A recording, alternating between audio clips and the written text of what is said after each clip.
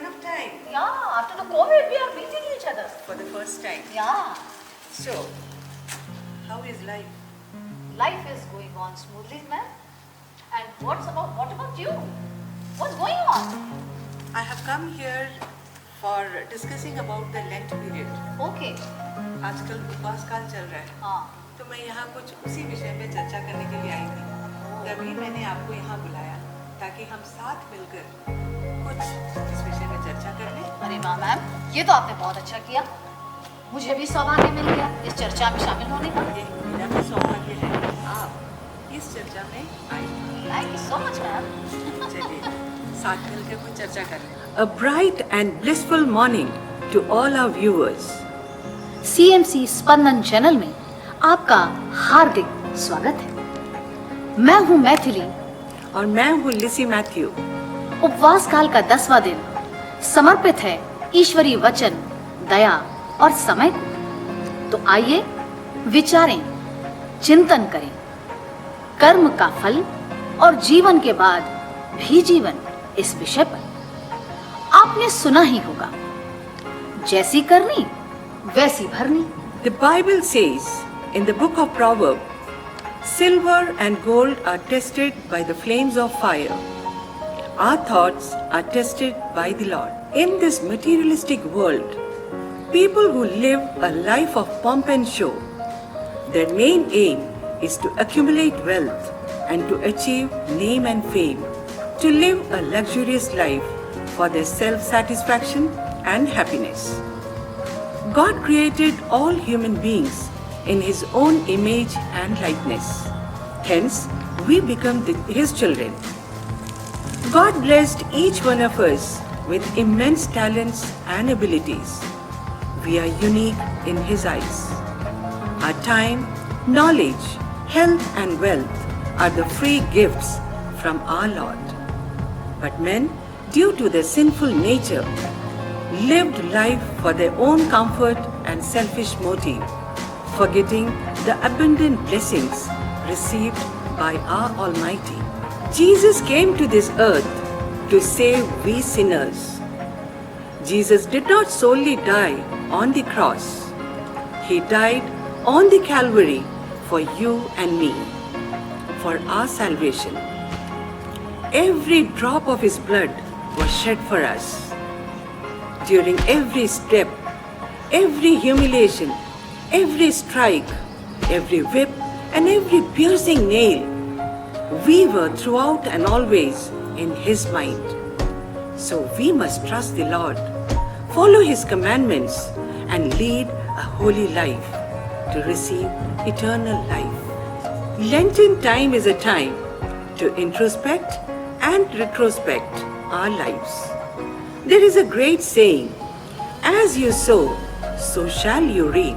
Let me explain you through an example taken from the biblical story through a parable, Luke chapter 16, 19 to 31. In this, we come across the story of a rich man whose name is not mentioned in the Bible, and a beggar named Lazarus, a poor beggar who was fed on the scraps that fell down from the rich man's table. His body was covered with sores, and he was in great pain and agony. Time flies off. Both died. Lazarus was carried away by the angels and was honored next to Abraham, whereas the rich man was thrown into the hell to suffer. Now the rich man could see Lazarus, the very same Lazarus who was fed on his scraps, sitting next to Abraham in eternity. Seeing this, he repents and regrets for all his past deeds, and he laments. But alas, now nothing is possible. Life cannot reverse back.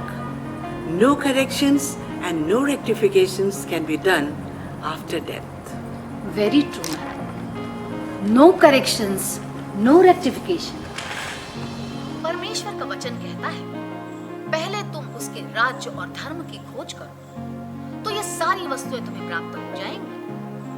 अब देखिए ना, प्रभु ने धनी को क्या नहीं दिया, सुख ऐश्वर्य दिया, अपनी कृपा और आशीष दी, लेकिन धनी परमेश्वर की ओर से भी विमुख रहा और उसके पवित्र वचनों से दूर होता चला गया। धनी ने केवल धन से प्रेम किया और आजीवन सुख विलास में डूबा रहा। स्वार्थ के चलते अपने आस और पास को नहीं देखा। परिणामतः अधोगति की ओर बढ़ते हुए भी अनजान रहा। जीवन भर लाजरस और उसके समान अन्य असहाय दीनहीन लोगों की सहायता तो दूर, उन्हें अनदेखा करता रहा। यदि ईश्वर के पवित्र वचनों के अनुसार चलता तो लाजरस को भरपेट भोजन देकर उसकी भूख मिटा सकता था, उसके घावों पर मरहम लगाकर उसकी सेवा शुश्रूषा कर सकता था।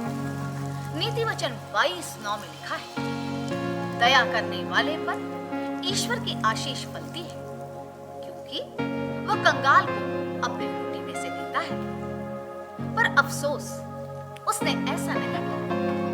इसलिए स्वर्ग का राज्य पाने और भोगने से वंचित रहे।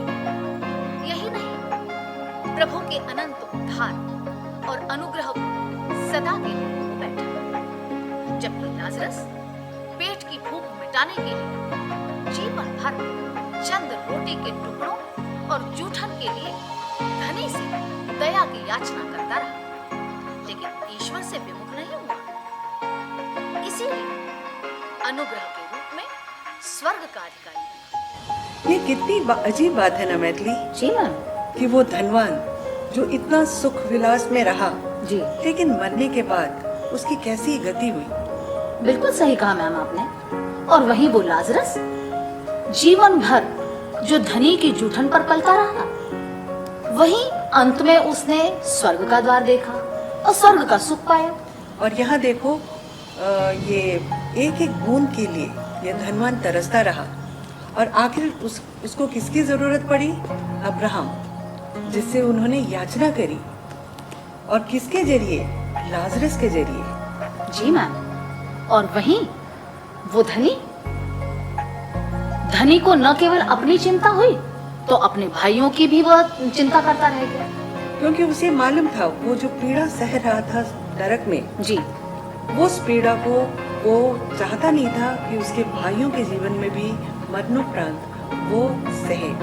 इसीलिए शायद उसने अपने भाइयों के जीवन में सुधार करने के लिए भी याचना की। बिल्कुल सही, क्योंकि वो चाहता था कि वो उनके जीवन में वो दुख, वो समस्या ना आए जो वो अभी भुगत रहा है जी। और यहाँ भी वो लाजरस की मदद ले रहा है जी, जी। लेकिन अब्राहम कहते हैं अब कुछ नहीं हो सकता जी, मरने के बाद कुछ संभव नहीं है, क्योंकि हम इस लोक से उस लोक जा नहीं सकते जी, जो यहाँ से वहाँ गए जी, और वहाँ से यहाँ आना बिल्कुल संभव नहीं है जी, नामुमकिन है जी, बिल्कुल सही कहा। सो मरने के बाद कुछ नहीं हो सकता, जो भी हो सकता है हम जीते जी, मतलब कर्म की गति जो है वो हम जीवन जीते समय जैसा भी कर्म करते हैं वही हमारे काम, वही हमारा काम होता है। मरने के बाद कुछ संभव नहीं जी।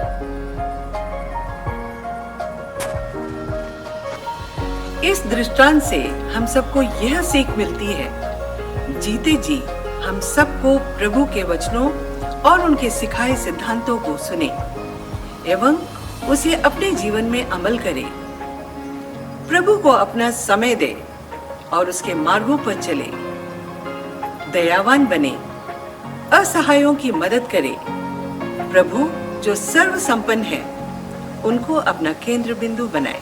प्रभु ने जो हमें जीवन दिया है वह अमूल्य है और उससे भी बढ़कर वो अनंत जीवन है।